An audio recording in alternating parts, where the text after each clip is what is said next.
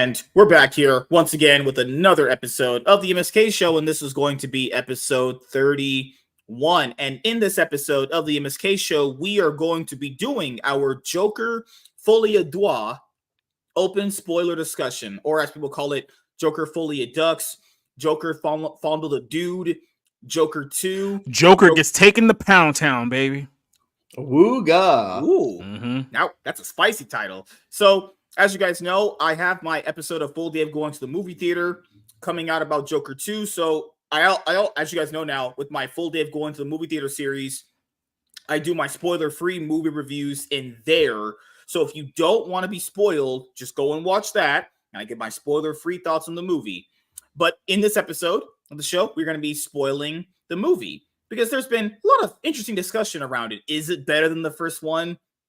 Is it a movie where basically we're too stupid to understand the genius of Todd Phillips, actually, or the great performance of Lady Gaga as Harley Quinn? But don't worry, we'll be going over that in just a little bit here.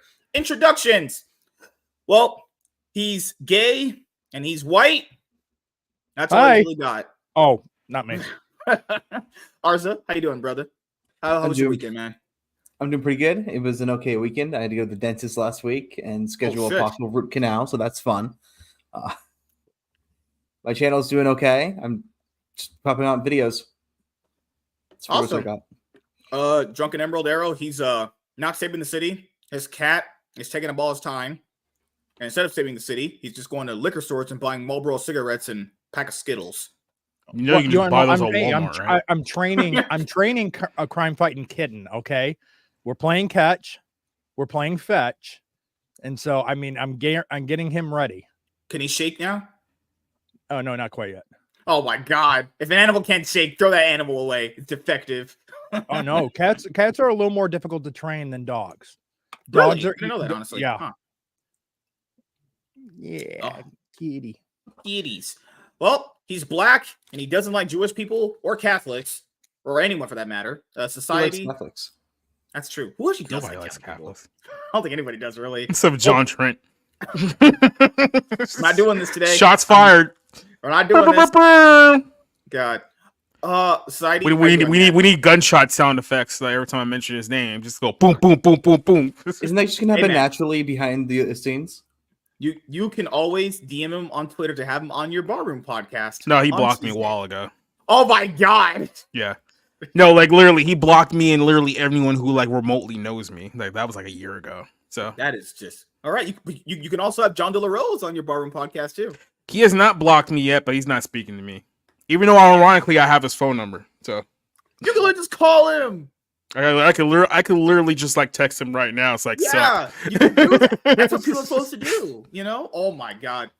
Mexicans and blacks always fighting each other. And to be fair, is he Mexican though? Is he? He's the leading Spanish science fiction author, is what he said. I always thought that was a rib. As you guys know, I like John. His comic channel was a huge inspiration for me to start my own comic channel, along with Nearman Condition.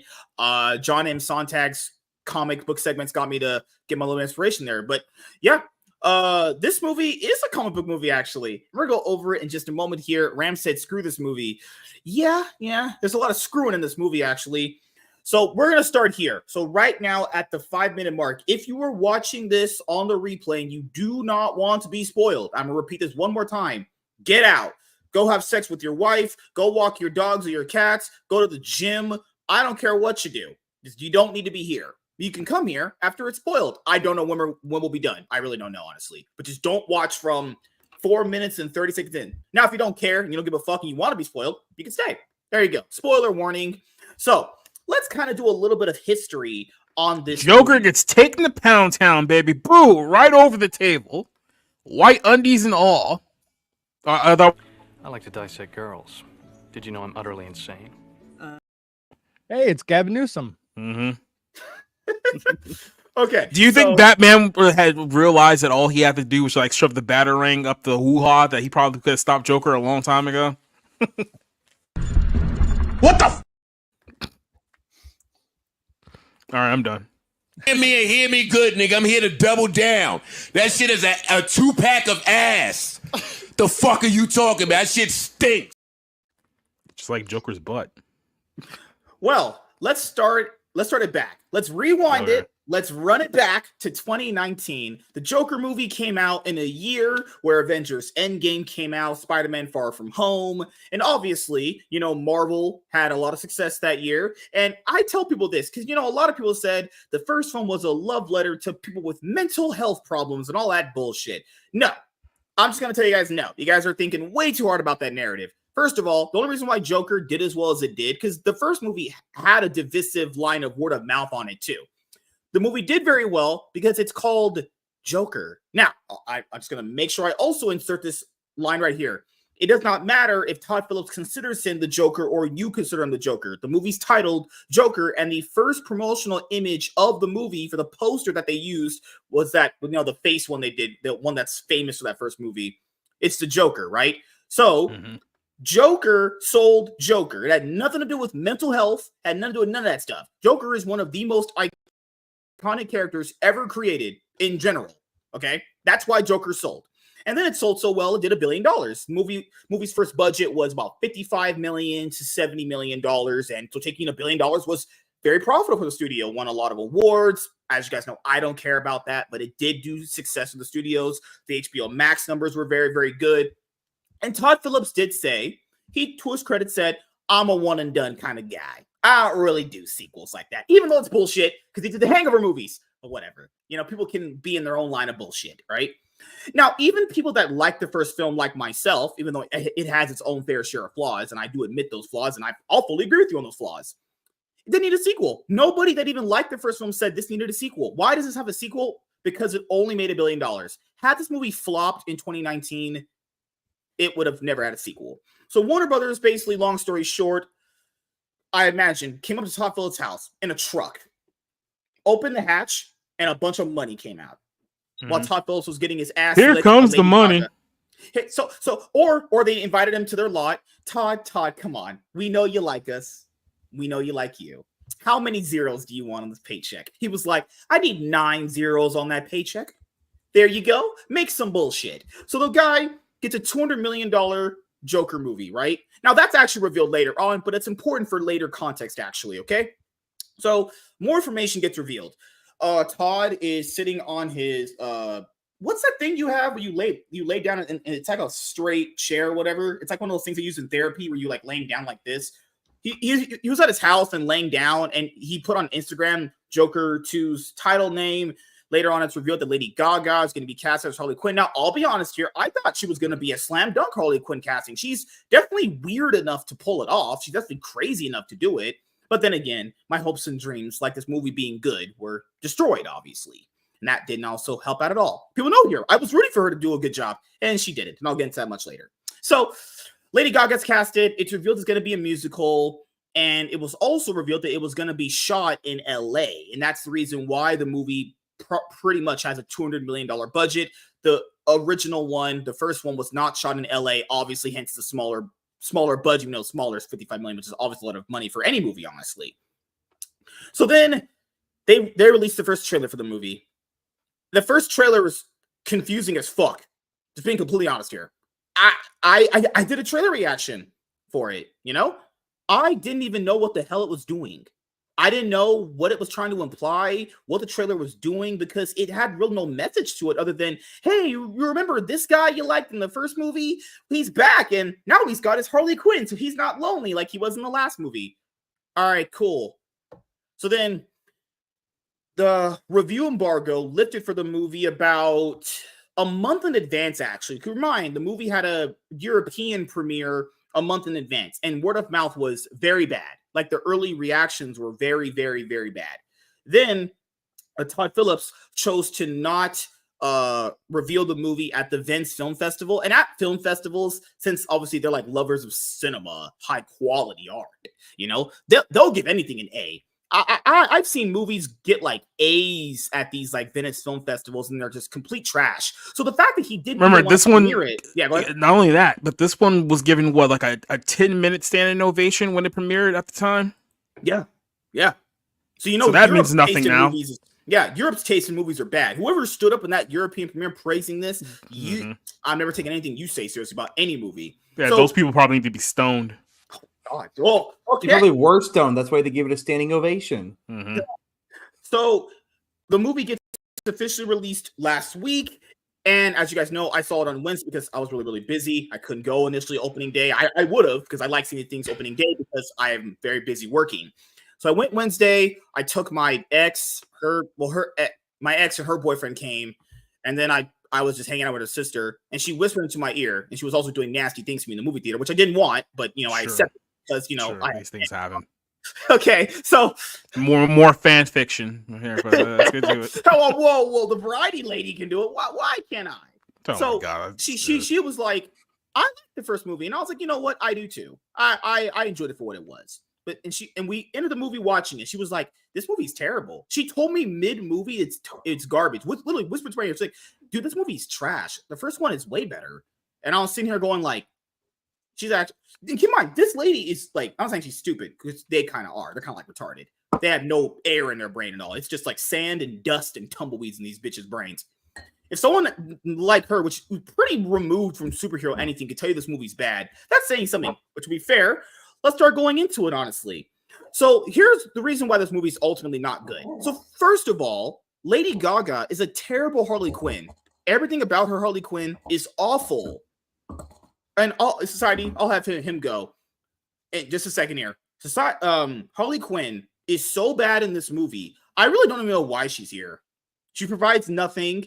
And later on, it's revealed through Joker's prosecutor what she's doing.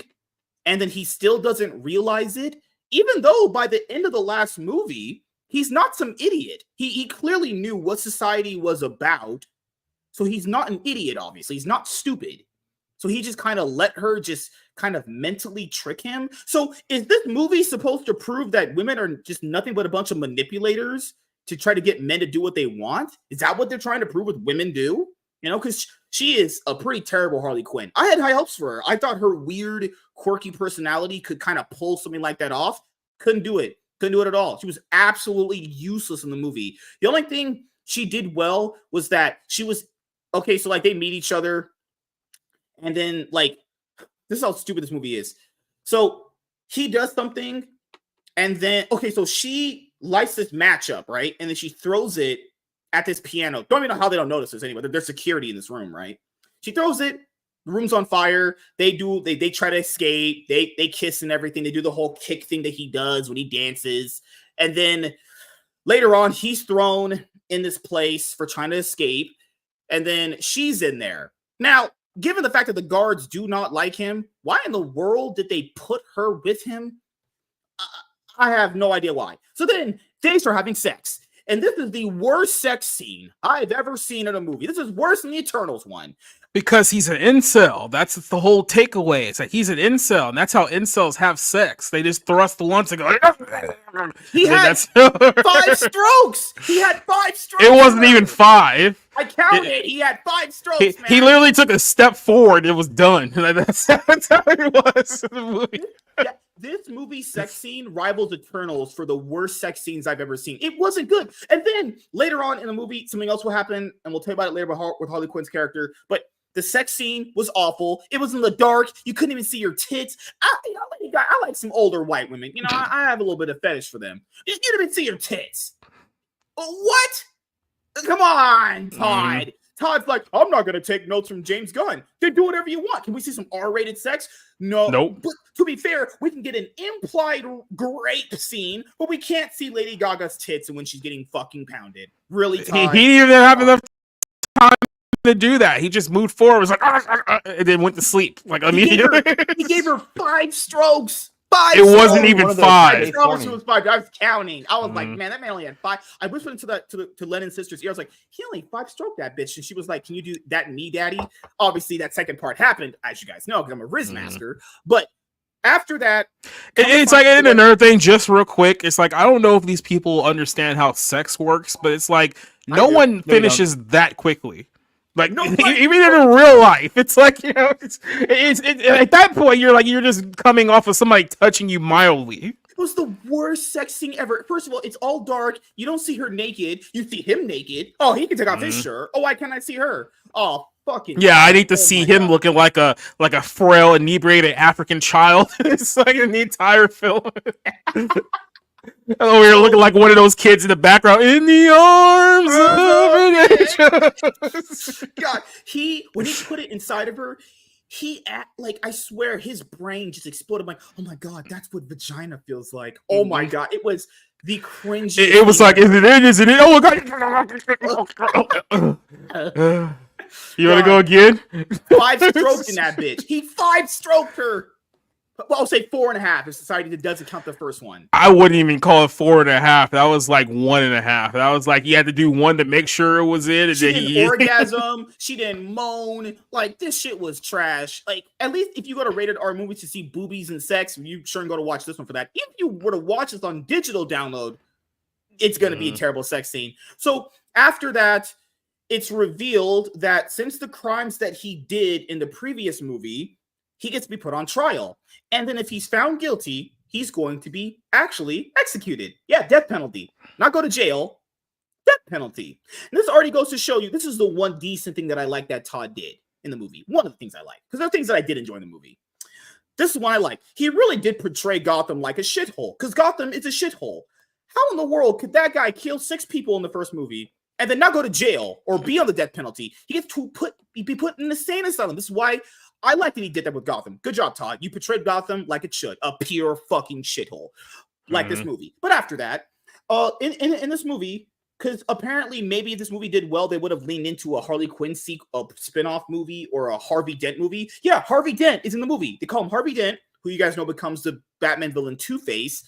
He is one of the guys that brings Joker's people from the last movie he didn't kill to the witness stand. So it becomes this big line of bullshit later on in the movie where it turns into a court case, actually. Then later on, he starts coming back into being the Joker because in the first part of the movie, he's not really the Joker like he was in the first movie. It takes some time to get it out of him. He starts doing that cringy laugh that he does. Obviously, he smokes way more in jail now.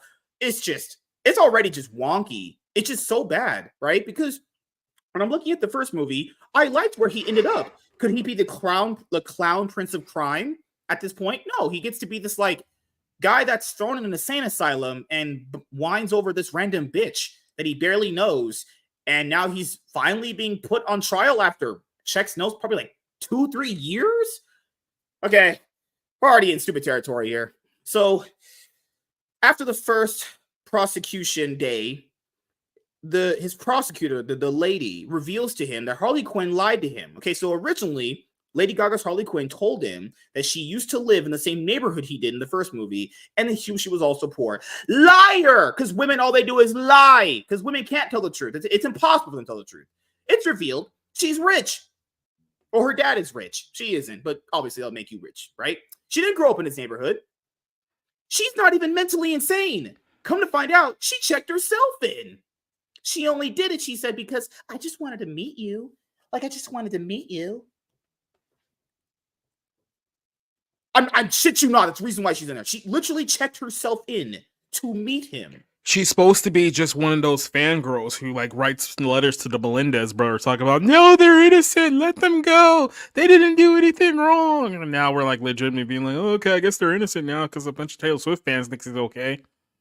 And then, because I bring up the sex thing that we talked about earlier.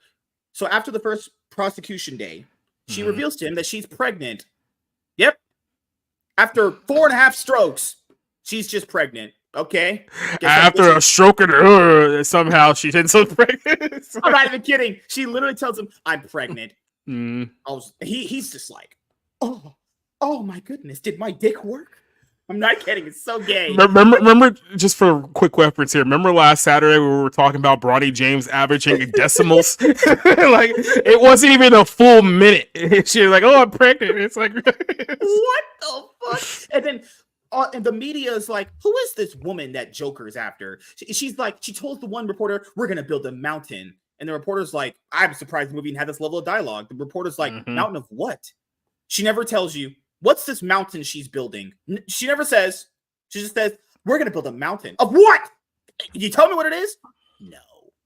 So then I'll get into some of the things the movie did that I did enjoy. I did enjoy that they brought back the victims of the first movie. I think the best scene of the movie for me personally was when he brought in the dwarf guy back. And the dwarf guy actually didn't hate him in the movie. He actually liked him. And the part where he didn't kill him. I mean, yeah. Be fair, Joker did have a point. It's like, I didn't kill you, so you are kind of being a whiny little bitch, all things considered. Like, I killed 6 people, you weren't one of them, so you should be happy. Like, I thought that was the best part of the movie, where he was like, "You made me feel small that day, even though you actually never made me feel that way." That's, to me, that's the best part of the movie right there. But the problem with that scene, I did enjoy it, this Joker shouldn't even feel that. Joker killed 6 people in that fucking last movie, and they made sure to remind you he killed Bill Murray, he smothered his mom, he fucking killed that guy that worked for that short midget guy we just talked about, he shot those people on the fucking New York train. To be fair, I do agree with him. Okay, I'll say it. Him shooting those guys on the train wasn't entirely because he would have died if he didn't do that. That one's kind of up in the air. It's like that was more like self-defense. The guy that he chased down, for sure, he murdered that guy in cold blood.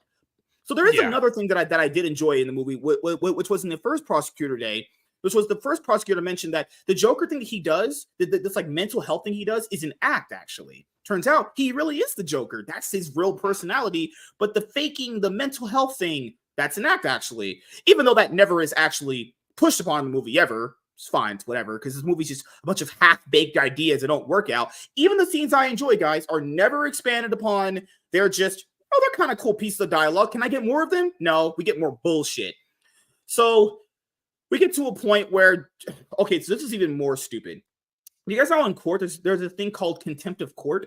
Joker, on the prosecution day 2, fires his prosecutor and says, "I'm going to represent myself now." I'm not even kidding. That's literally what he said. He's like, "I'm going to represent myself now. You fired." And then he kissed her. He just sexually harassed this woman. He just kisses her. She's just like, "Did this motherfucker just kiss me? This man just smoked 4 different cigarettes and shit." So then he's prosecuting, and he doesn't even prosecute other people. He just prosecutes that one midget guy from the first movie, actually. Because it makes you think at that point that the movie's gonna shift to be a completely different thing, and you think that, okay, now that he's the Joker, maybe he'll find some kind of way to actually talk himself out of this. Maybe he'll actually BS his way to convince the jury to be like, well, maybe he isn't guilty, maybe he didn't do it. But no, he literally interrogated one guy and then gave up immediately. And shout out to that midget, because he did a great job. He made him crack, and that's the reason why the movie ultimately fails, because everything that happened in the first movie to make him turn the way that he did is all unfolded in this movie. What is that for? What is the point of the first movie then? The point of the first movie was to prove that after having a really, really, really, really bad day, this guy just went straight up, "Fuck it, I'm done with life. All y'all's need to die." Only for that to just be undone within a single scene of this movie. At the end of the movie, the first one, he's like, they're cheering for him. He got all that crime did. He's supposed to be the clown prince of crime. Here's a question. So what was fundamentally the point of him firing his lawyer and representing himself if it amounted to absolutely fuck all?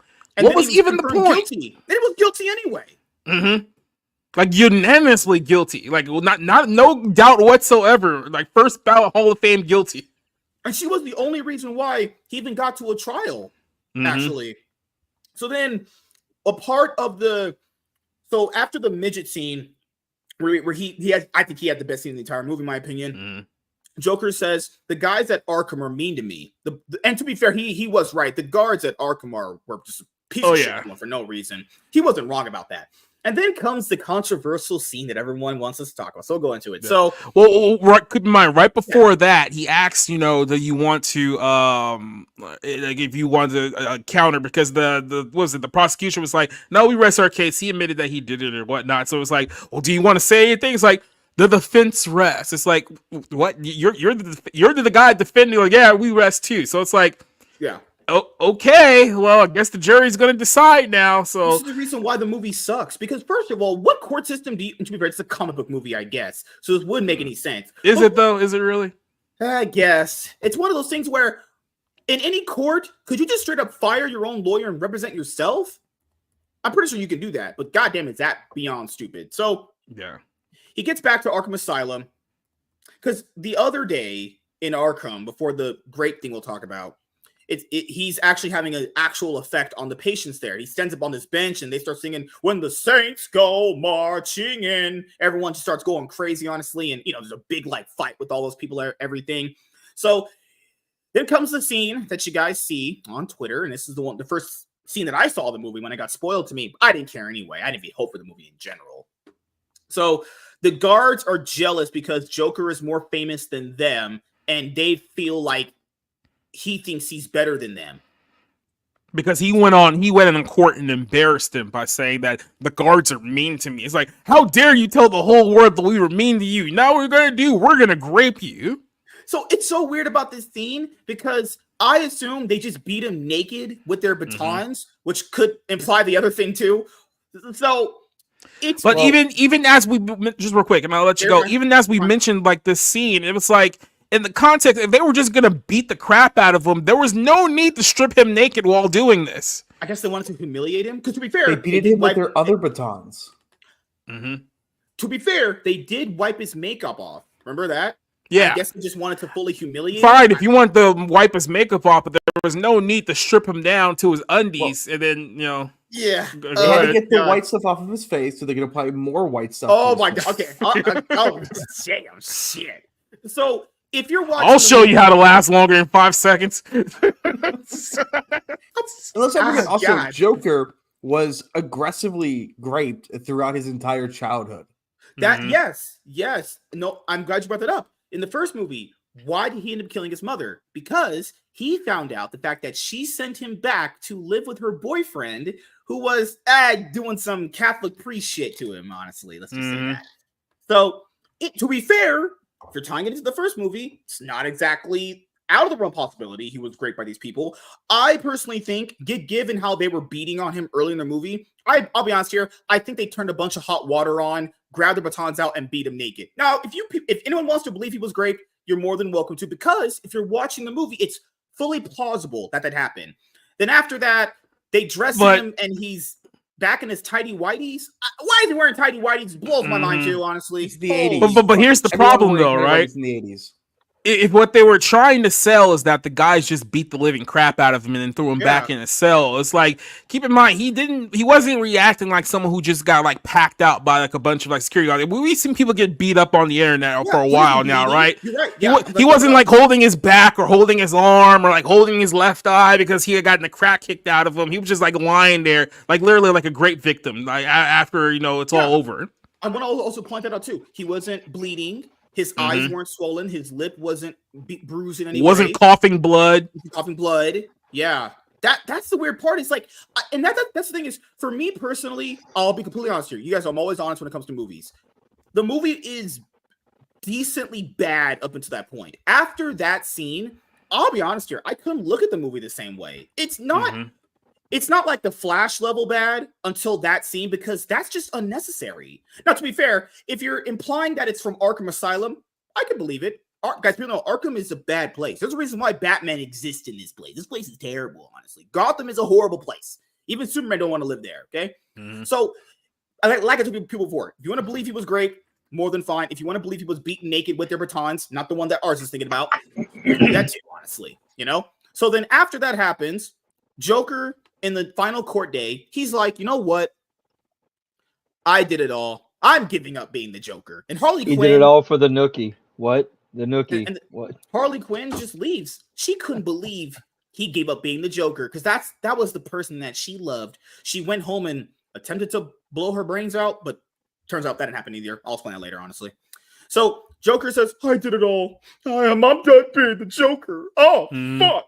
Even though I killed 6 people... Guys, I don't want to be the Joker anymore.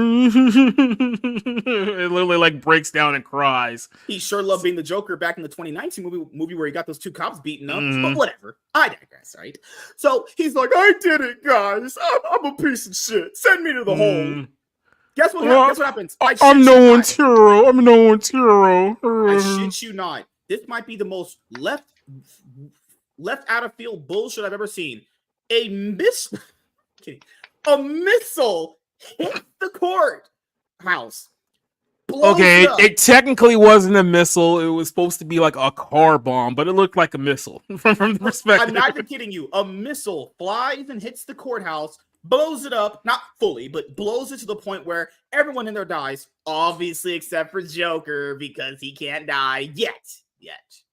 He gets up, he goes outside, he ends up dazed, and he ends up in the car of the real Joker or a copycat. It's never really implied if that was the real one or a copycat. Then he escapes this car, runs back to the same stairs in the first movie. Remember the first one where he was doing the dance after he fully came out as the Joker? Guess who was there? Harley fucking Quinn, Lady Gaga. And he asked her, I can't live without you. Are you really pregnant? Are you really pregnant? Not something about. No, keep in mind, he was literally saying, "It's like, hey, I broke out of prison. We can be free now. We can go run away and build that mountain you were talking about." It's like, yeah, but you said you're not the Joker anymore, so I don't want to be with you. Bye. That's literally a reason. So, no, keep in mind, I forget the exact piece of dialogue there. I don't know because if you go watch this movie in the theaters, the dialogue is loud. The actual sound is just very loud. It's hard to sometimes understand what the fuck they're saying. So. I think he says, or I'll say the other one too. The first one I think he said was, "Are you still pregnant?" or something along the lines of, "Are you pregnant? We can make this work." Then she says, "I shit you not." This is straight up word for word. She says, "That's just entertainment." So his earlier prosecutor was right. She was just manipulating him. She only saw him as the Joker.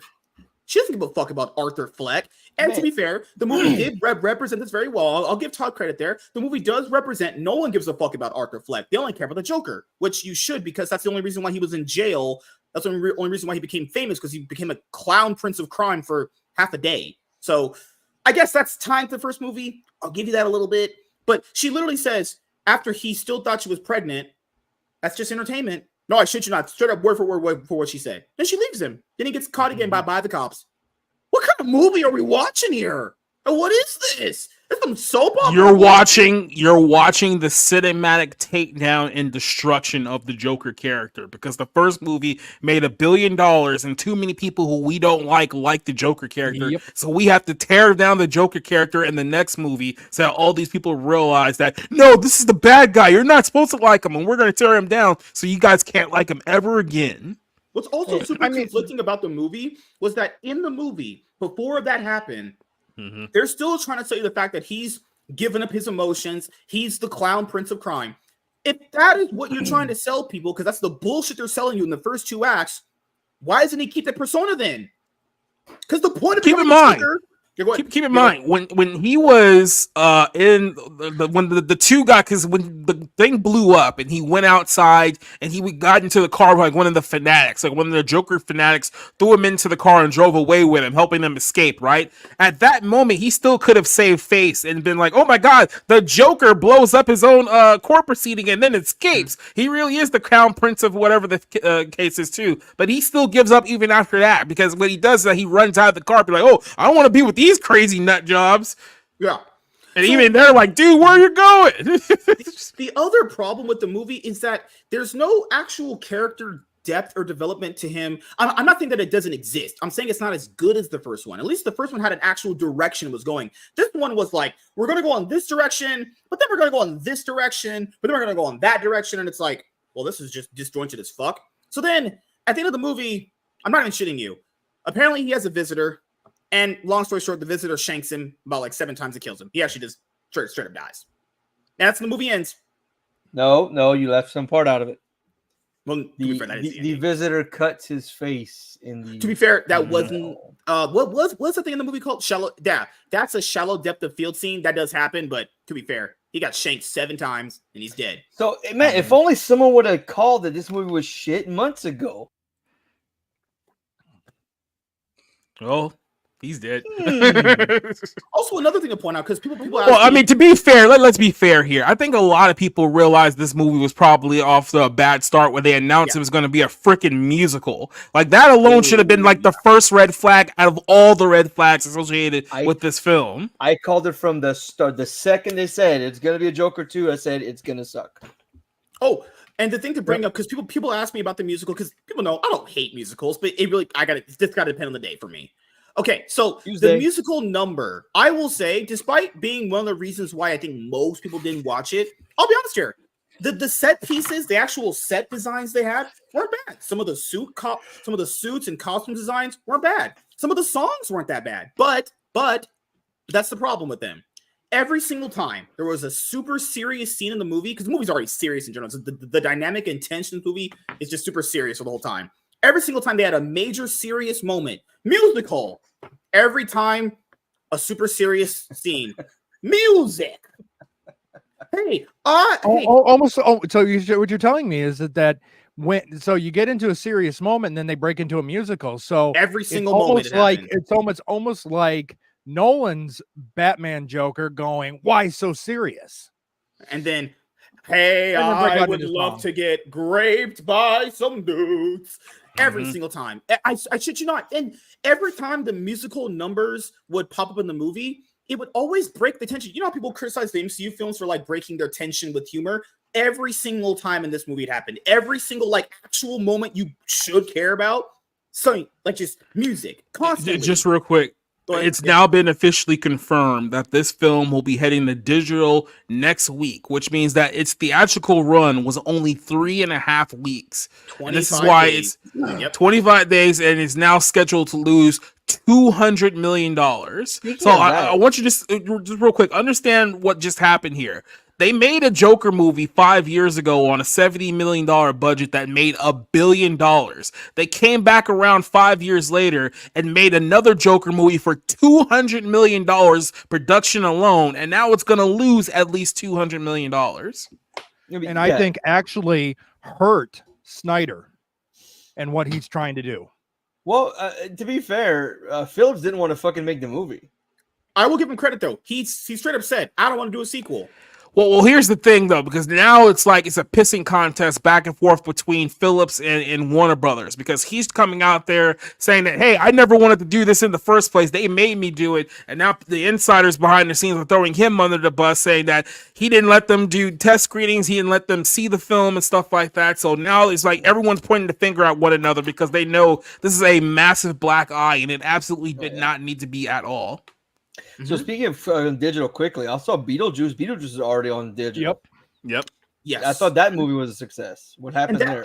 And that's the problem. That's what they tried to claim, but it wasn't. Is with the movie industry right now. Even it's not just Joker 2. It's a lot of movies. I tell people this constantly in my videos. If a big blockbuster tentpole does not perform within about 3 weeks, give or take, they're sending that shit to digital and home video. You have such a smaller window now to perform. Because people factor in Despicable Me 4 still in theaters, about to hit $1 billion, not $1 billion, but doing like 980 some million. Wolverine was up only a month after it left theaters. Deadpool Wolverine, that was a lot of money still. Yeah. So I'll be honest here. You guys know I didn't hate the first film, barring its flaws. They just don't do anything worthwhile in this movie. First of all, it undoes everything in the first one to the T, where it's like, well, why did I invest in my time into that one? And then when you actually get the character to progress, they backtrack him. Harley Quinn is useless, guys. It's just terrible. She just offers nothing in the movie. He's not an idiot because he definitely figured out how the world worked in the first movie. He was talking to Bill Murray, and he's like, well, if I just was laying on the fucking sidewalk right there, no one would care about me. One of the best scenes in the movie was talking to him. Okay, if he knows that consciously, why are you not knowing this now about some random bit? Like, it's just, I don't give ratings anymore. As you guys know, I would just call movies good, bad, mediocre, whatever adjective I want to use. I would just call it bad. This is the worst super movie ever made? No, I would probably not. So out of 5 dildos, how many would you give it? No. I would just say it's a bad movie. This is just a bad movie. You just not watch this. I think this is much bigger than that. I think this could quite literally be the worst sequel in cinematic history, and I'm struggling to find one in context that would be even worse than this one. Like I said, this was $1 billion success of a movie, and they came back around 5 years later to make a film that in every way, shape, or form is an FU to the people who like the character, that made it $1 billion film in the first go around, and they absolutely crapped all over that character, crapped on the audience, and as a result became a massive cinematic disaster for Warner Brothers. It's like I've never seen a film self-destruct in the way that this film does. Like, this isn't like just, you know, sticking a sword through your stomach and like passing out and dying. This is like literally you just blew up the entire building, and there's absolutely no reason to do that in the first place. I'm going to point this out. Keep in mind, this is Warner Brothers, a company that we know is having some, let's just say, dire financial straits. That $50 billion in debt. Cough, cough. Sorry. This company can't ever functionally manage money ever, and they're spending $200 million on this. And I'll even you know, I'll keep it honest with you guys. There's no reason to spend $200 million on this movie. This movie looked like it was filmed on the same money budget like the last one. There's no difference. Like, if you just compare them side by side, taking out the musical set numbers, when you look at the actual quality of the movie, I'm talking about like if you liked it or not, the movies look like they were filmed on the same budget. I struggle to understand why this one got an increase in budget. You could literally just do Walking Phoenix, Lady Gaga, and getting the rights to do the songs. The music was the most expensive part. Yep, it cost them the same probably amount of money. why the budget was the way it was. Plus, on top of that, all the union pay that they had to pay out because they shot in L.A. Because that's stupid. In L.A. The first film was shot in, I think, Europe, UK territories or some shit like that, or Atlanta, Georgia, where they usually film most movies, honestly, for cheaper tax rates. And to get Lady Gaga, Joaquin Phoenix, and Todd Phillips to come back, it cost more than the first movie cost, just on their salaries. Crazy. Yeah. And what Warner Brothers thought, which is what a lot of these movie studios think when they have a successful first one, was like, oh, we'll just up the budget of the first one because... we'll up the budget of the sequel because the first one did well, which isn't the worst mindset to have. But you also the fact factor in, they never keep this in mind. Why did that first film do well? Why did it do well on this budget that we gave that guy? But it's always the notion of like, sequel, bigger is better. Like my wife likes it from Tyrone when she left me. So yeah, films are all subjective. If you like the movie, more power to you. That's fine. This movie is like the cinematic equivalent of like taking a fork and just jamming it into an electrical socket and hurting yourself. At least that one you get shocked. Mm-hmm. At least that one actually brings some emotion out of you. Because like after watching the actual movie, payoff. we're not going down that road. So like after watching the movie, it was literally, I'll be honest here, it was just literally after that fucking implied rape scene, I just couldn't look at the movie the same way. I was just like, why the fuck am I even watching this? This is just stupid, you know? Because first of all, it's unnecessary. It's done for no reason really there whatsoever, just to shock people. Well, no, I think Shut up. I think the movie's shit, but it was to break the character down. It was to break him. That's the purpose of the scene. To show him continue getting broken down more and more. You've been seeing this shit? He's just playing out all his buttons this week. I see that. You mean Tyrone left you? WZ said something. Possibly he did on purpose. I think. Oh no, I guarantee he did this on purpose. He did it for. No, I agree. It's on purpose, but I think he did it for just the shock value. But it's on purpose. But the question is, who was he actually spiting? Was he spiting the studio, or was he spiting the fan base? Because it felt like he was spiting the fan base. I think it was everyone, because he knew with this movie he would burn the studio, and on top of that he would burn the audience. I think it was an all-around attack of everyone. 100% everybody. Like, my other big problem with what he did was that, like, I don't even understand why someone of his ego would do this. Why not go out on a bank? People divisively liked or hated the first movie. It's pretty average amongst people. It's pretty hit or miss depending who likes or love that first movie. Why not do that? We don't even get that for this one. This movie's not only just divisive, it's just not good. It's just bad. It's first of all, it's a slog to get through. It's 2 hours and 10 minutes. This movie could have been 1 hour and 45 minutes. But no, they had to just cut to a musical, blah, blah, blah, all the time. Hey, I'm having a serious scene. Song.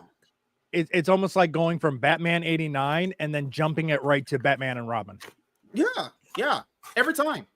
And the other thing is this. It could have been a good musical. Like they have the perfect blueprint of how they should have made this a musical. Yes. Moulin Rouge. Moulin Rouge is a jukebox musical that does everything the same way that this movie's trying to do, just a little bit more sane. If they just followed that structure where the music means something, the music pushes the story along, you could have actually made it worthwhile with the music. The musical isn't the problem. It's just that it's shit. The other thing that I'll bring up here is the whole well, if you didn't understand the movie, then you're an idiot. But I'll say this. This happens with a lot of movies, essentially. It's not just this one, but it happens more on film Twitter, where an artsy movie like this one will release and people will be like, well, you're just stupid because you didn't understand it the way I did. I will say this, and Razorfist brought it up as Arza said earlier, I think before we went live. I think the quote is, you could understand something, but still not like it. Mm-hmm. I don't know why that doesn't apply that way. But it only applies one way, right? And like I've said this before, people can like the movie. If you like it, that's awesome. Let's have a conversation about it, And you can like it and not understand it. Yeah, that's true. Because, are people going harder on this movie because it's just DC and they typically make pretty bad movies? Sure. I could agree with that. But the irony is that this is literally their best viewed film that they've ever done since they've started doing these movies, and they chose to crap on that audience. The only one that's actually given them any positive reaction from any DC film they've ever done. You know what's crazy? And more embarrassingly, we have The Penguin, which is actually really good at the exact same time. According to Vaughn, it did a switch. Oh God, I haven't seen tonight's episode yet, or last week's episode yet. And keep in mind, Joker, the 2019 movie, was the third movie ever in DC's live action category to hit $1 billion. The first one's The Dark Knight, second one's Aquaman 2018, and you got that movie. So, and to be fair, from the box office opening weekend, the audience that liked the first one, that probably didn't even want to have a sequel, gave it a shot again. And they chose to spit in those people's fucking faces. Because why? Does Warner Bros. Just hate money? Oh, they do, because they gave fucking J.J. Abrams $20 million to do nothing, like my dad did in my life. Nothing. This is the company's so stupid. And it's sad for James Gunn because he's trying to put some positive word of mouth out there for DC, announce some projects that people should be excited for. But what can he really do? This movie was kind of like the last bastion of the shitty movies they put out. Well, again, I really think this is going to hurt James Gunn's vision for DC, because people are going to see what they just did with this. And because James Gunn is currently at the helm and it was released under his tenure, I think this is going to hurt whatever he tries to do. And I don't think it's going to help that he's going with Supernatural out the gate, that people don't really give a shit about a lot of these titles he's putting out. I think it all depends on how Superman is. Everyone's already on the fence about comic book movies in general. Comic books are out the way. But if it just depends whether or not he nails Superman as a character. And with the biopic Superman that just came out about Matt Reeves doing really well, as long as he's actually true to Superman, I think it takes two movies to bring the comic book audience back. Hey, I think the simple fact that people are holding their breath that James Gunn is going to do well with Superman, it goes to show you just how screwed this whole thing truly is. I'm gonna pull a you guys line. Well, he did it for Guardians. Do you see how that doesn't really work sometimes? Mm-hmm. It can't, right? I've never used that line. You guys always, yes, you do. Every single time. I've heard you guys. Say that liars. Shit. I have never said that. I have never thought. I never thought that James Gunn should ever helm a studio. Because you want overall, he's fine if he's doing someone else's script. He is just like Snyder. He can't do it. He's doing other people's work. No. What I'm bringing up is you guys like to bring up. Well, he did Guardians. That means he can make a lot of. I have never said those words. What? Yeah, we're not Tom Connors.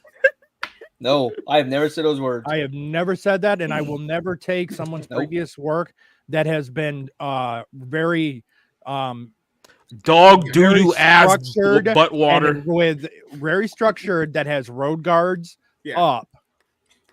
How much restriction was no there with Suicide Squad? running a studio? But I will say a lot of people that we talk to around these parts bring up, well, I mean, he did do Guardians and everything.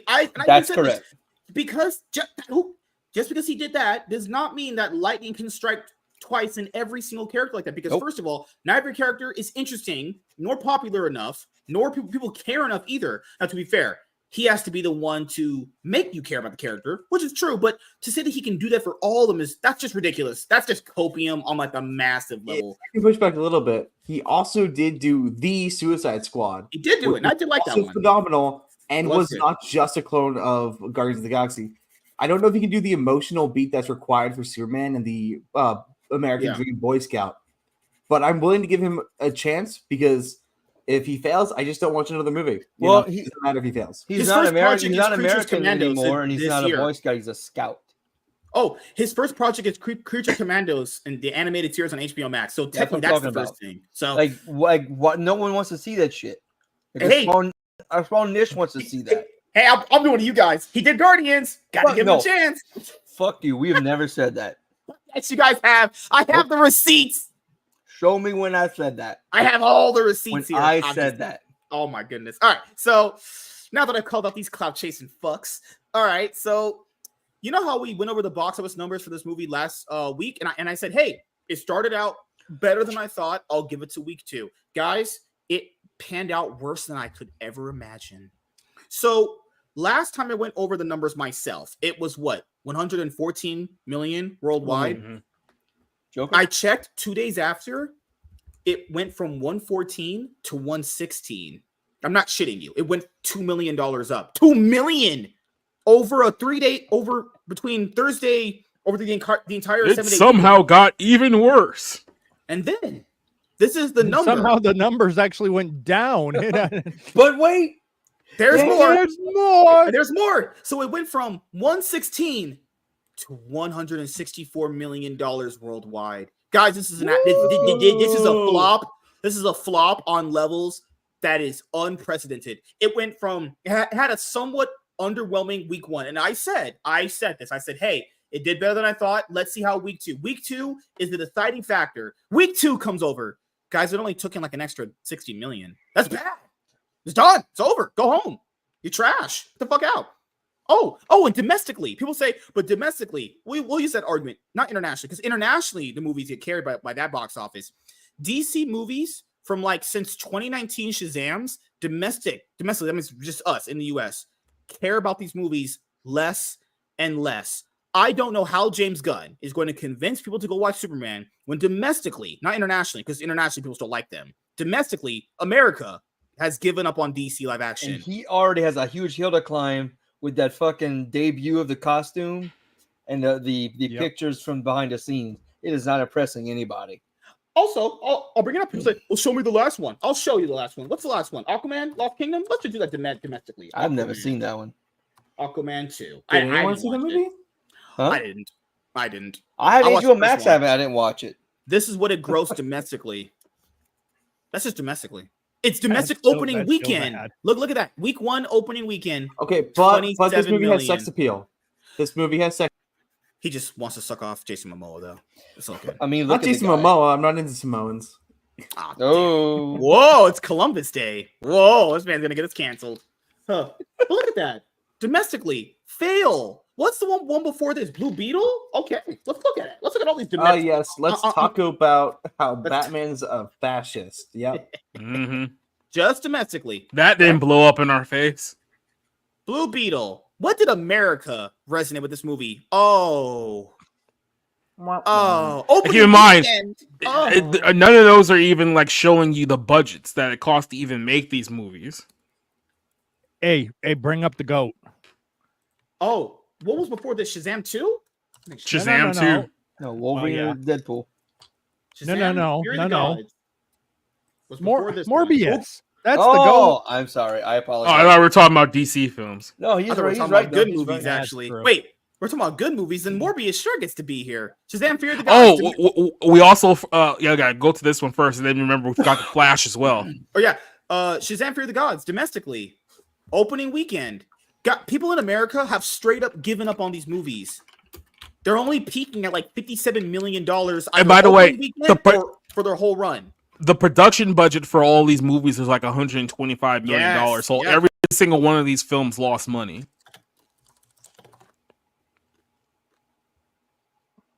Flash. Opening weekend.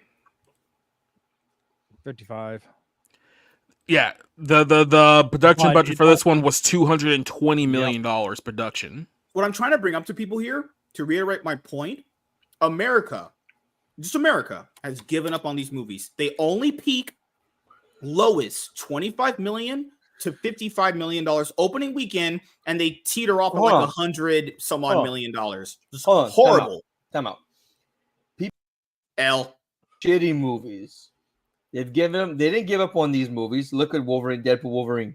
I would say they give up on the shitty movies. Yeah. Not the movies that we want to see. Okay, so they have given up on check Guardians of the Galaxy 3. Sure. Yeah. That one he did Guardians. One. He did it for Guardians. Oh my God! No! You happy? No. I said it. He did it. He finally said it. We got him in it. Guardians 3. And to be fair, this movie this movie had a terrible opening weekend, but it had a really good word of mouth, and it carried it for a while because it was received well.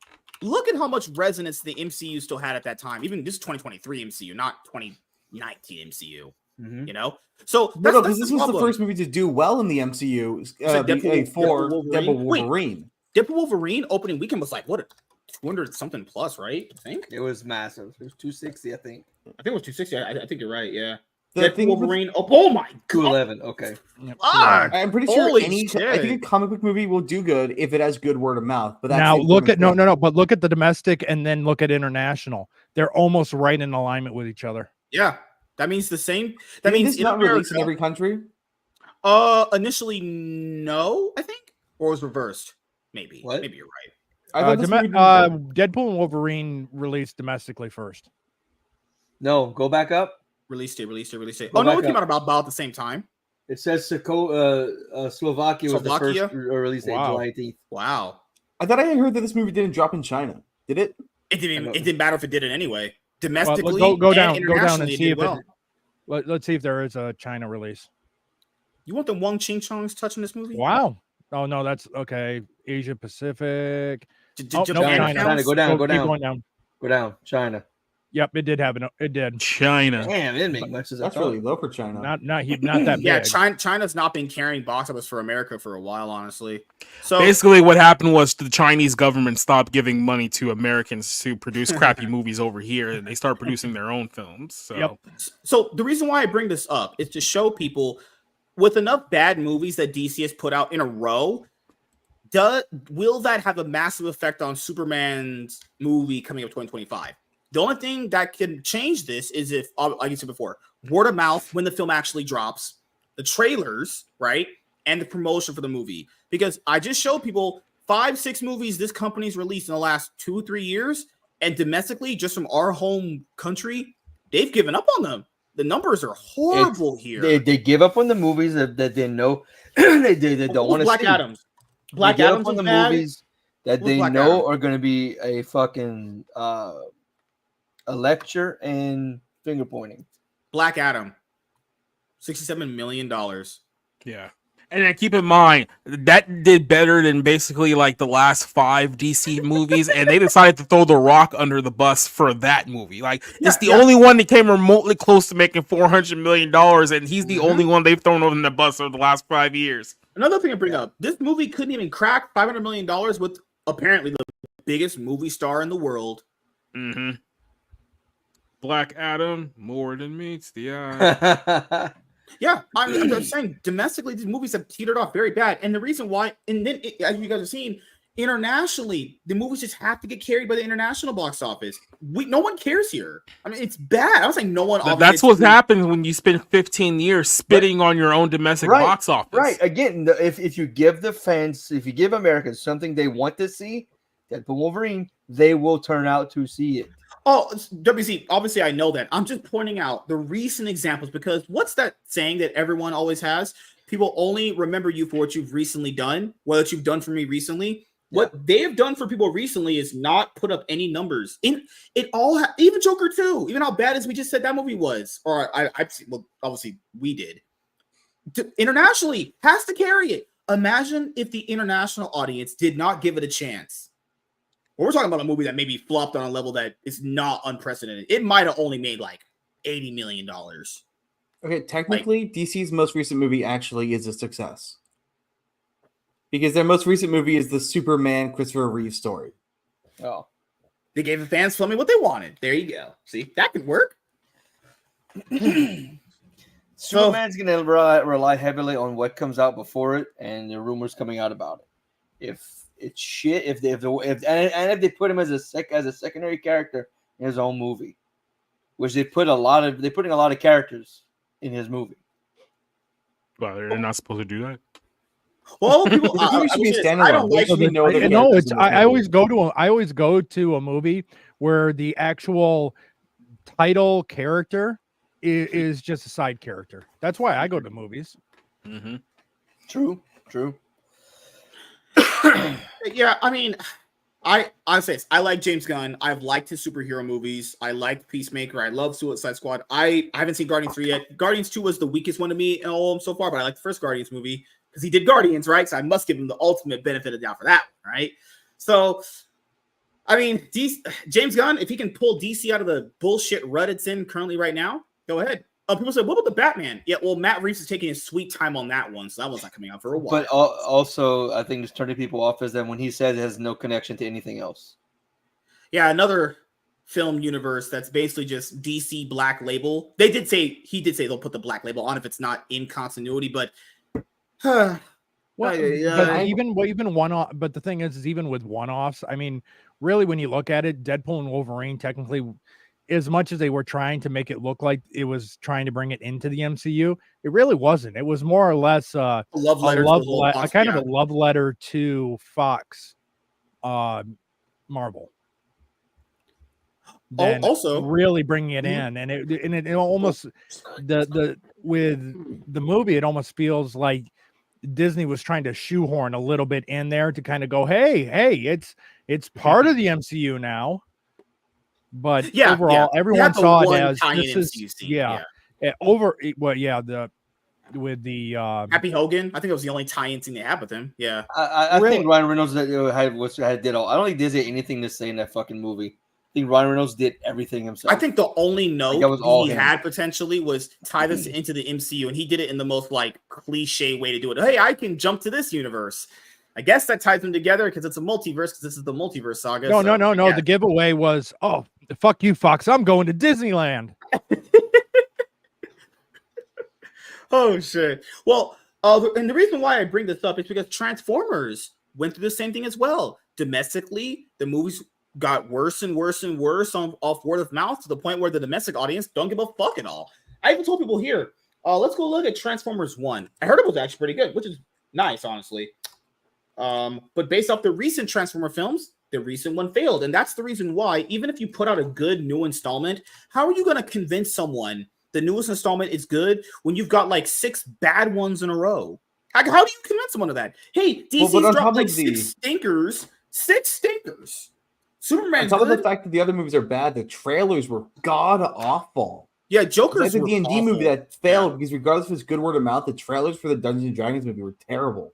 I did hear. Well, the movie wasn't much better. So. Oh, how dare you! That movie was excellent. He's black. His opinion doesn't matter here. In Bizarro World, I'm pretty sure, but yeah. That movie was so much fun, and it had a lot of heart. It was a very good movie.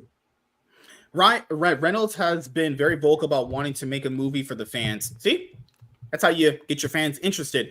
Oh, but we get Native American Hawkeye. Whatever. I'll do that later. Honestly, I see someone reading that in my dining hall. So, speaking of Hawkeye, they're doing a season 2 with Jeremy Renner. I thought he gave it up, and now whatever her name is. Oh, no. Remember, he had that accident. He had that snowplow accident, so he had to put it on hold. No. Yeah, but no. At the end of Hawkeye, at the end of the TV show, the actual TV show. Yeah, it was another mantle handoff. Right, but he's going to be the main character in the next season. It's the Disney's fucking with their own timelines, and well, maybe we'll get some cool Ronin scenes of him actually killing. I would love to see that. Can he be Ronin again? Oh, here, I'll show you people. Transformers 1, even though it might be good based off word of mouth, I haven't seen it yet, so I can't say, but based off the word of mouth, I've heard it's pretty good, which is awesome to hear because Transformers and good movies pick one, right? Obviously, you guys know what that means. So, are you insulting our boy Michael Bay? Yes. Chester Bennington did the vocals for all of those movies. They get a pass. I'm just saying, Michael Bay ruined Transformers perception. He's God. Look at this domestically. Look how pathetic that is. It opened 24 million. Look how pathetic that is. That's awful. Even internationally can't save it. Transformers. What's the production budget on Transformers 1? Rumored, I'm pretty sure it's like about $100 million, I think. Let me check. I'd be surprised if it was only that much. Transformers 1. It was 147. 147 was the production budget for that movie. What's the marketing budget? Let's put it this way. That one also lost a lot of money. And by lost, you mean made money, right? Because you can fail upwards, right? No, I mean, they were literally better off just burning the money. This movie would have really benefited if drive-ins were still a thing. Yes. I mean, it's getting to the point now where they were probably better off spending that money that they wasted on these movies on cocaine and hookers. Let's also put the other problem with Transformers. They don't make good Transformers toys anymore. So what's the point in a movie that's supposed to sell toys when the toys suck ass? Well, let's be honest. How many stupid toys of a yellow Camaro can you possibly make until people just stop buying them? Well, there'll always be more kids. This is how you know we get the it. show We media. get it. Everyone's favorite is Bumblebee. Oh, we get it already. No, I want the fucking T-Rex, nothing else. Oh, this is also what I want to point out why show media isn't good. So allegedly, Screen Rant learned the movie Transformers 1's budget was about $75 million, right? And in one line of their article, they say this. I'm reading this word for word. Even if Transformers 1 doesn't gross $150 million, there's still hope. In what? Toy sales. It ends. The article's over after that. I'm not even kidding. It's over after that. Ooh, Fable. I'm trying to think of there's one really big movie I think in the 2000s that didn't break even, but the toy sales made it so they had enough money to make a sequel. I forget which movie it was though.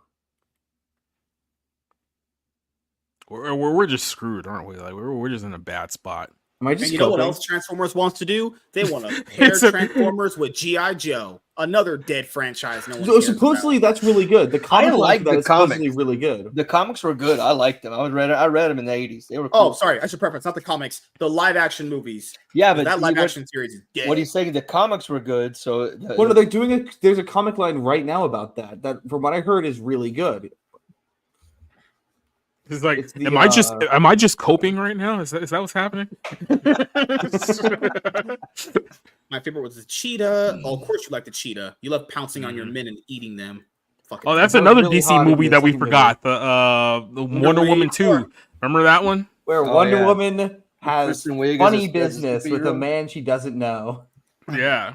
Why did Patty Jenkins write that? You know, it's remember when they tried to turn Kirsten Wiig into a sex symbol in that film? That was funny. She had the most awkward sex. Oh my god, Pedro Pascal should have bent her over and put his face in her ass. And is that how you do it? That's how I would. Her face in her ass. Wait, okay, I'm confused. Why would Pedro Pascal be the top in any sex scene with him in it? They made it look like that in the movie. Remember, he was the rich tycoon guy. We all know Pedro Pascal is getting pegged on the daily. Oh, you assume that it's fake penis that he's getting plowed with. That's weird. That's a good point. This is Hollywood, baby. You gotta have that real. You want to know what his character there in Game of Thrones was a lot more realistic. Yeah. Oh God. Well, guys, that's Hollywood for you. Then now they're gonna pair up Transformers with the G.I. Joe live action franchise, which has never done well at all ever. You know, we're also eagerly anticipating the Freaky Friday 2 sequel. I did watch the first one. I watched the first one a long time Jamie Lee ago. Curtis and what's her face, the redhead chick. I'll say this: it's not the. Yeah, it's stupid. I'm not gonna get. It's why is there a sequel to the first one? I'm not even gonna cope right now. That shit dumb as hell. Like, oh, no. I do know. I think I know how they could have saved Joker 2. By not making it. Well, besides the obvious of not making it is getting rid of Todd Phillips from being involved in it. No, they specifically made sure they wanted him. Yeah, well, They had nobody else on their mind. Yeah, that's true. If we got rid of him, does that mean that we never would have gotten Lady Gaga and never would have been a musical? Because then I'd be all before it. Yeah, I would imagine so. Mm-hmm. I could only imagine so, but no. This is what we got. We got Booty Goon Joker, who's now dead. So they quite literally raped and murdered the Joker in this film. And then they spit in the face of the only people that were willing to give them the chance. Like you have to factor in. The only thing that was missing, just real quick, the only thing that was missing was Todd Phillips walking onto the set when the close up of Joaquin Phoenix's dead body on the ground and literally just giving him the DX suck it chop as it fades to black. You know what's even better? No. I know what. This was the time that they should have brought Batman into it, see his dead body, and go, well, now I can retire. God, they should have did what Chuck Lorre did at the end of 2.5 Men, where the piano fell on top of him and he said winning. That's all he need to do. Just say winning, piano falls on him. And take a shit on Phoenix's head. You have to kind of think to yourself, after many bad DC movies, there are still people in America that love to get beaten, whipped, spanked, pegged, everything, and they'll still go and watch the movies despite how badly they talk about fans for some of these executives and actors. There are some people out there who don't even care about that and will still go support because they just like going. And then they took a shit on those people, even the people that are still giving them a chance in 2024. Do you even want? And there are people out there that are going to vote for Kamala Harris. Your point. We're in the land of people who are not bright. You're ugly. You're disgusting. I'm going to kill you. Give me $200. In that order? Remember when you were making out with your first girlfriend and you came right as she touched your leg? It was me, Barry. I jerked you off at super speed so it'd seem like you nutted at just a woman's touch. MSK, you have to get the Lego version. It's better. God, I swear to God, that seems like a lot. That seems like a lot of effort to play that long game. It's just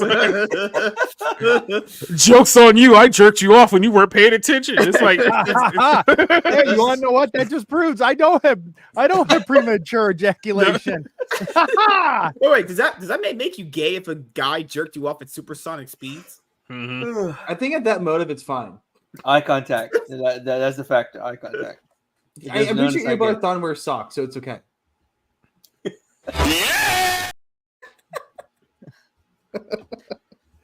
God, I can remember the day I saw that. I was like, I have to have this. I need to bookmark this, save it to my computer, and keep it forever. That was a treasure made. That's actually one of the best animated movies they've ever done, honestly. Yeah, this is true. It's such a good movie. In fact, that entire line of movies is fantastic. Yeah. And then guess what we have to deal with now? What irritates me is they tried to do Flashpoint as a live action. Mm-hmm. When they already did a good job with the animated. You didn't need to do that. One thing, they should have just shelved anything with the Flash just because of the main actor. Or you could have told that exact storyline. They have the framework of how to make good DC movies. They're excellent movies. Problem. Just port them. The reason why it was already a red flag that I knew. There's no Cyborg. Ray Fisher wasn't going to be in it because of Cyborg, because of the Walter Amato drama. Yeah. Then they had also said that they couldn't get the characters from the other DC movies to reprise their roles for a Flashpoint. Because remember, it was originally called Flashpoint. It really was. But it was changed to The Flash because they couldn't get the people to be in it. And keep in mind, it's already not Flashpoint. It's like one of those. It's like the first Joker film. It's like loosely based off the other book. Like, and when we mean loose, we mean loose is my wife's pussy. Loose as fuck. So non-existent? Is that what you're saying? No, God! No, God, please, no! No! God damn it, you cut my joke off. Yeah. You mean loose as it literally doesn't exist? No. You want to play games, motherfucker? Son of a bitch! Keep cutting off my mute your mic. joke. What's going on? Just mute your mic. Screw it. You don't even. You want to? I'm not even gonna give you the joke now. Damn. You guys are clout chasers. I pay you good money to be. I have an authentic picture of MSK's wife standing next to John Cena. Oh, I'm curious now. Let's see it. I'm just saying. That's the thing. I'm just pointing out. Did she get plowed? Oh my god. I got it, society. Mm-hmm. There was one person that got that joke. It went over everybody else's head. I got the joke. I wasn't replying. Because Cena's whole thing is you can't see me, so I got it. I'm telling Emerald, dude. I'm telling Emerald. Sure. No, I got it. It took way too long for me to get it. I'm feeling like a Kamala Harris voter right now. Oh good God! Oh, You know, fun fact, I live with one of those. Did you grow up in a middle class?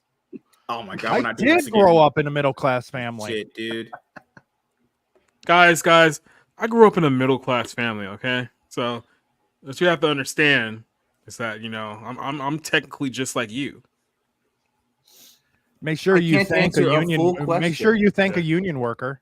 No. I'm exactly union I'm member. exactly just like you guys. So here's actor Bryan Cranston telling you to vote for me.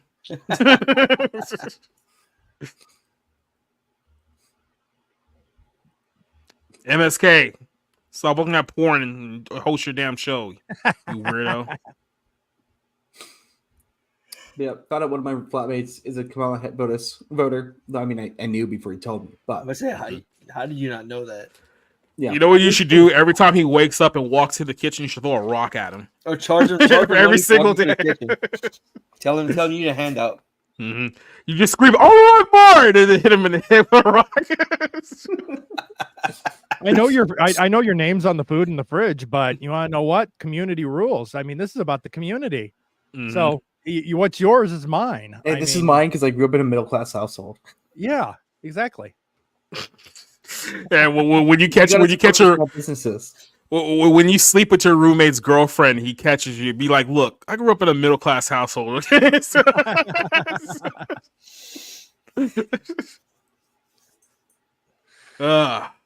are we done here? Can we go home now?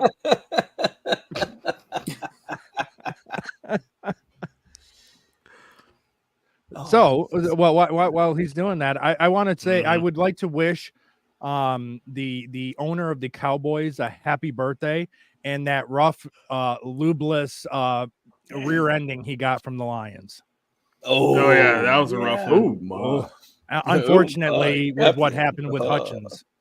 That is that's disappointing, especially because he was currently ranked number 1 for sacks in the NFL. Yep. I mean, he was having a hell of a year, and unfortunately, his season's come to an end. You know, just saying, maybe don't make a gay joke and they say someone's number 1 for sacks. Well, I mean, he won't be having sacks for quite a long time with that injury. So. Yeah, his leg ended up doing the stinky leg and snack apple apart. I mean, American football is just laced with all of it. Quarterback, halfback, fullback, I mean, tight end. I mean, come on. Yeah. By the way, while the entire show is happening, the Bills and the Jets have been having a pretty decent game on Monday Night Football. I thought it was over. Nope, it's still about a minute left, but it looks like the Bills are going to win. So the Jets will have the ball back with like 20 seconds left. They can try for a field goal, but right now it looks like the Bills got this one in the bag. What I did like about the Lions game, though, is that you could see that they were having fun. And they were just sitting there going deep into their playbook and playing trick plays. They were having fun. They were actually able to open up their playbook a little bit more. You're doing schoolyard football. This never happened.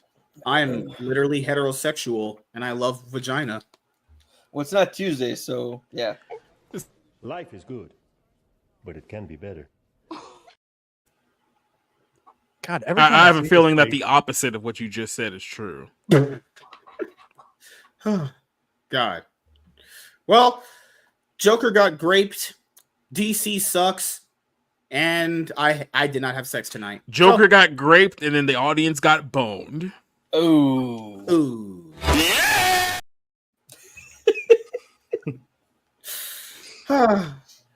I apologize to anyone that I do know that you want to know what, at a certain point there is a come to Jesus moment for everyone, and I think part of the audience that went to see Joker 2 had a come to Jesus moment and started attending church. It is almost as if you can just like hear the theme song of Deliverance playing in the background as that scene is happening. Wait, you know what? I figured out what James Gunn needs to do to get our approval. Jump he has in the to water associate with Geeks and Gamers. Yeah. He needs to go on. He needs to go on their.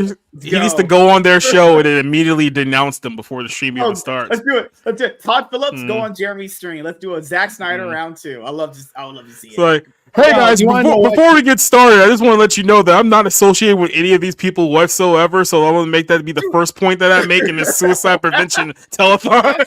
After they raised $1 billion. Remember back in the day, they called G&G a hate group. No one says that now, but they were calling them a hate group.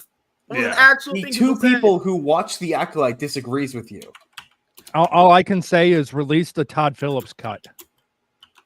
God. Oh, we can't get that I don't started. want to see Todd Phillips cut because I'm pretty sure it won't be a movie. The Todd Phillips cut is like literally just the Todd Phillips cut is literally the Joker rape scene is even longer. Well, all he changes is, you know how Matt Reeves did that Nirvana song that was he overused it in the Batman. Yeah, Todd Phillips is going to use Nirvana's "Great Me" like over and over and over and over and over and over and over, and then for that scene. They need Todd Phillips needs to come on G&G stream and play the song from Evanescence, "Wake Me Up Inside." No, he's to come here to this stream. To this stream. Yeah, come here to our 4 viewer. What happened to that black guy who did the Robin Hood Black People show? He was appearing on those podcasts. The Robin Hood director, the black guy, he stopped. He just didn't exist anymore. Oh, well, when his show failed, he just disappeared. Yeah, I don't even remember. Podcast, I remember, right? And he just left. Oh, Director X. Director X. Yeah. Oh, yeah. Yeah. He went on Flashcast after that. He just doesn't exist anymore. Well, he was also on Hypnotic Stream after that. So there was that. Well, you want to know what? It is more proof that Canadians shouldn't be directing things. But I'll just leave it at that. Can we stop deporting Mexicans and start deporting Canadians? I think they're the. Hey, look at that! Look at that! No shit! Like, can we just round up all the Canadians like on a bus and then ship them back to where they came from? Yeah, maybe South Park had it. Maybe South Park had it right. Instead of being more concerned with the southern border, we need to start paying more closer attention to the northern border. Blame Canada. I swear, I will give him his props. He was the only person that I knew in Hollywood from everything happening to actually come on a YouTuber stream and talk about what he did or why he did it. I will give him props there. But I'm going to be honest here. The reason why he probably stopped doing it, because he got a call from a person. He got the good old call late in the night. How dare you go on those bigots stream? I see you on. What's amazing is it wasn't even geek. What was amazing wasn't even Geeks and Gamers. This Yellow Flash's show. No, it wasn't Yellow Flash. It was what's his name? He passed away a couple years ago. A former NFL player. Oh, you're talking about. Oh yeah. I know you're talking about. That black guy. It was his, the black guy. Yeah, I forgot his name. God. Yeah, you narrowed it down. The black guy. At any rate, that was actually his stream. He was the one that was doing it, not Geeks and Gamers. Why am I blanking on his name? Oh, I messed up his name. Sorry. It starts with a U. Uche. Uche. Thank you. Yeah, Uche. Uche. It was Uche. Oh, rest in peace, man. What an awesome guy. I never heard of him. He was a nutbag left. I mean, he had some nutbag leftist takes, but he did. He was a good guy. It was crazy, man. He liked Zack Snyder's movies. I remember he was fun at that. Yeah, man, what a spit in the face to know that your favorite director came on your stream and just spit in your face. Fuck Zack Snyder, dude. What a piece of shit. After you were like almost single-handedly the reason why we actually got legitimately the Snyder cut, because you and people like you were campaigning for it for years, only for him to basically come up there and do like a Shaquille O'Neal nuts to your face dunk on you seconds into the show. And Zack Snyder went on that show after they did all this money raising for the suicide prevention thing, because his adopted daughter, not his real one, I'm not saying this, nothing about adopted kids, but his adopted daughter, his daughter killed herself. People got all this money for him. He lost his job at Warner Brothers. He wasn't really fired. Shut up. He was fucking fired. They did all that for him because he was technically canceled by the studio. to come on their stream and call them a hate group, and I denounce that guy. Who the fuck are you?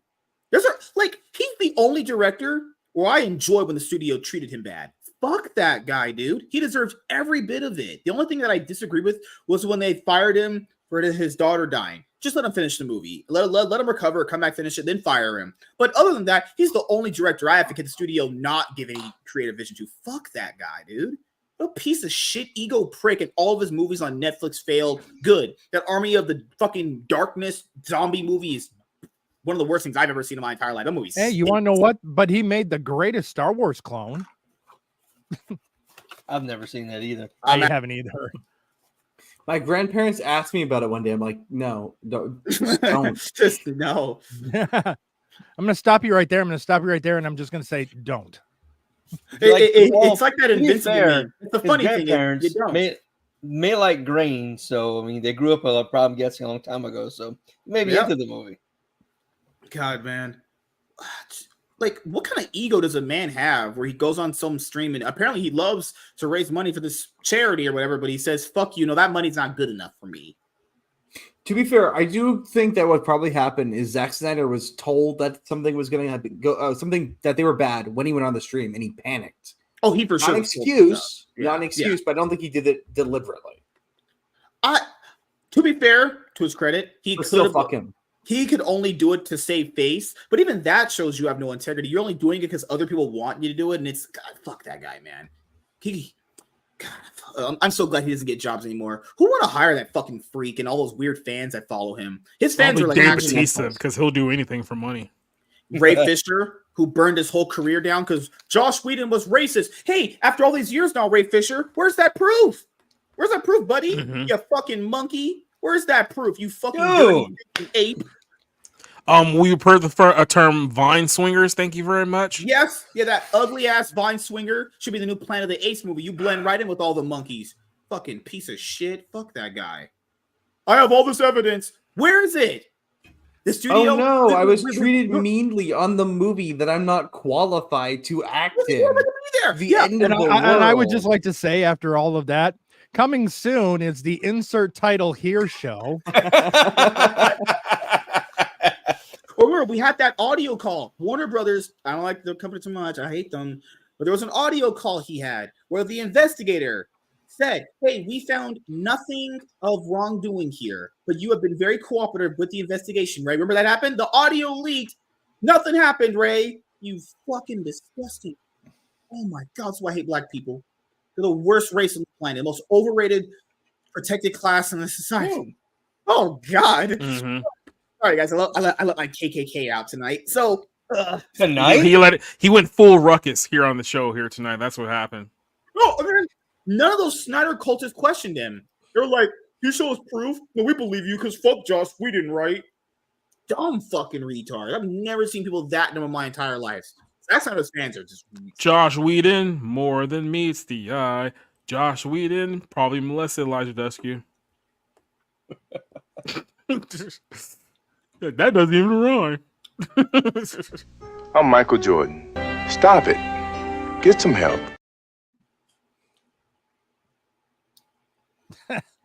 Was he wrong? I mean, it's still better than whatever the hell Waltz is doing.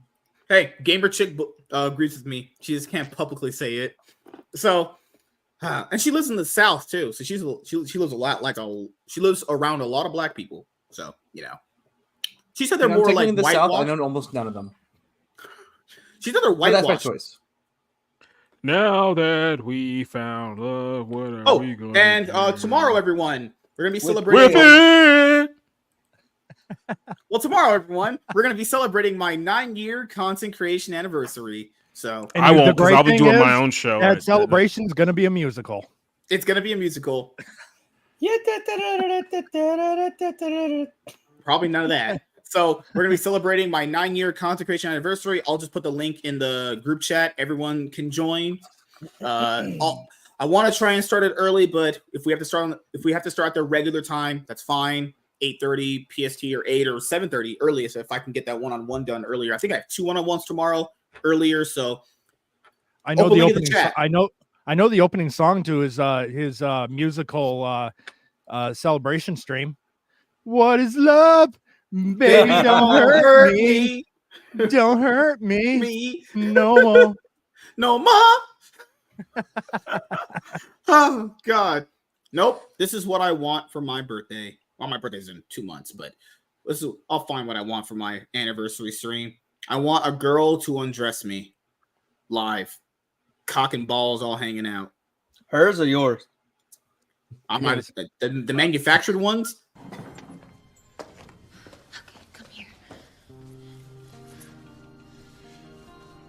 Don't you think we ought to get to know each other just a little bit before we, Oh, no. Jesus Christ, why are you smooth down there? So that actually happened. We need a microscopic zoom for us to see anything. Hey, I like women. I eat out vaginas, and they taste. Yeah, whatever. In the show already. We're gonna go home. Oh What's shit! it smell like? What it smell like? I told the girl, does it smell like cologne down there? Why? Why are you like Reddit told me it smells like cinnamon toast crunch. Is that true? Why are you gay? Mm-hmm. All right. Why So are you gay? Arza, we'll start with you, our resident DEI hire for the show. What you got planned coming up, man? Just more videos. I'm gonna try and get on another stream if I can. Just gonna try and tweet at people. Maybe it'll work. Probably not. Just gonna keep uploading videos. I have I got the episode 5 review that I got to edit and post. It's terrible. It could be good, but they're all incompetent, so it's bad. And I'm not looking forward to having to review Penguin episode 5 because reportedly that's shit. Yeah. But I did know it was coming because in the trailer at the end of Penguin episode 2, the showrunner specifically said that the reason the mafia disliked Sophia was because of misogyny. But I will say people like that probably would think that way. They probably don't like women all that much, but whatever. I don't like women either. They're fucking stupid anyway. So, Darnell, what you got planned coming up? Here again tomorrow night for the celebration. Awesome.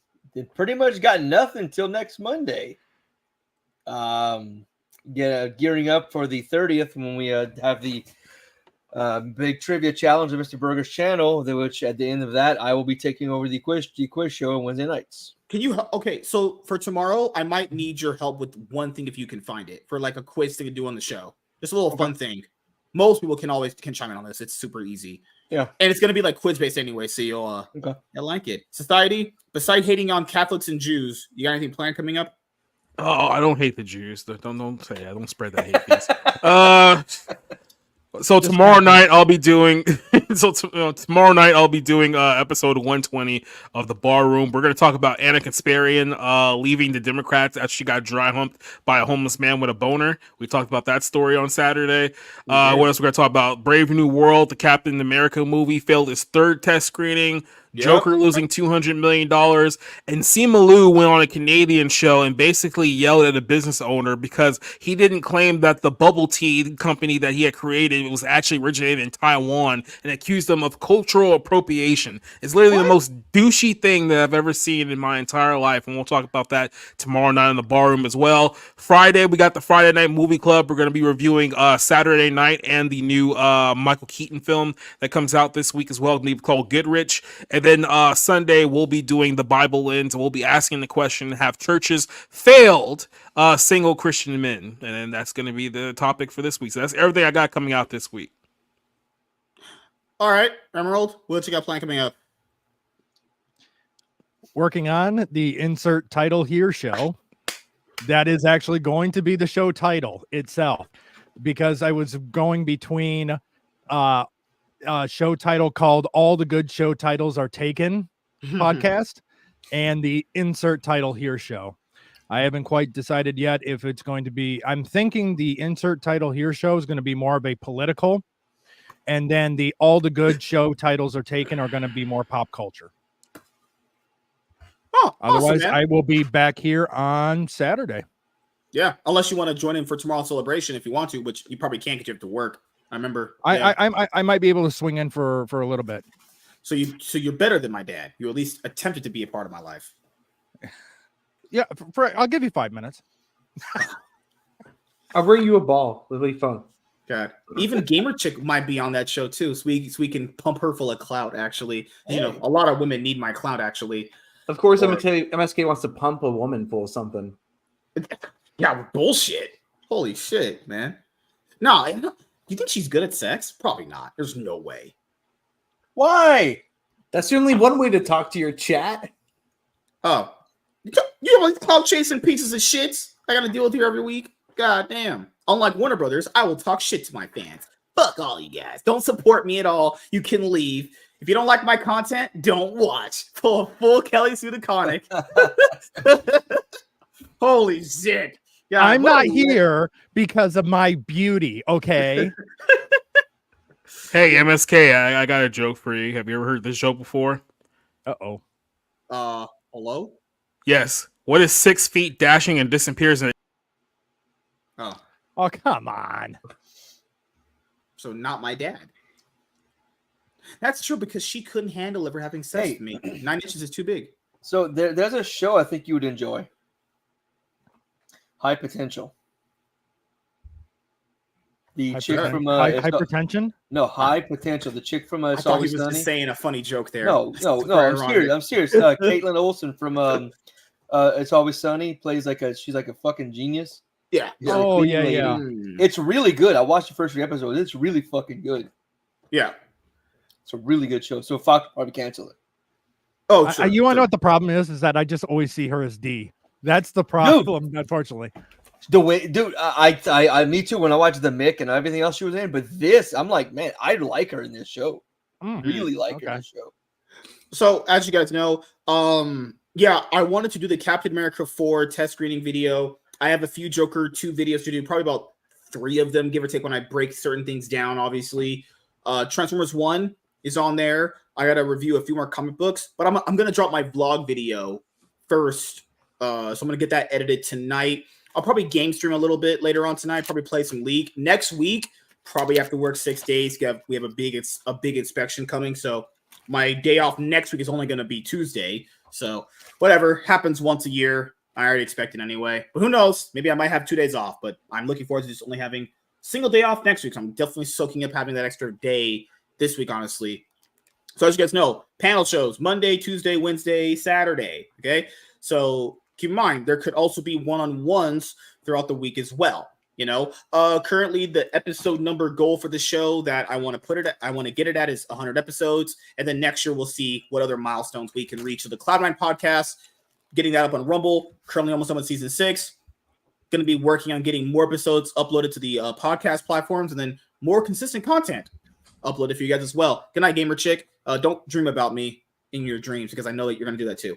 That's all women do. All women like to dream about me or dream about being with me. I mean, in all honesty, it is October, so it is the month for nightmares. So, to be clear, I do not associate with MSK. But he does absolve. You were supposed to start the stream off that way. Yeah. But he does absolve and agree with all my beliefs and feelings, honestly, because that's what happens when you associate with people. Only your beliefs on black people. Yes. I agree with them too. So, yeah, thank you guys for checking out this episode of the MSK Show. And, you know, we'll see you guys back here tomorrow for my 9-year content creation anniversary episode of the MSK Show. Gonna try and do something a little bit fun there. You know, are you gonna dress up this time? No. Bye, Gamer Chick. Please screenshot all the messages you get from MSK. We are building. Oh my god, Jesus Christ! Dude. Holy fuck! I sent nothing to her at all. She's making it up. It's just jokes. Obviously, I'm doing the leftist thing. It apparently wasn't happening. Then it is happening, but it's not as bad as you think, and it might be even worse than you think. But you know, I grew up in a middle class household, which means I grew up in a middle class household. No, but you don't understand. So I grew up in a middle class household. But being unburdened by what has been. I've been unburdened by growing up in a middle class household.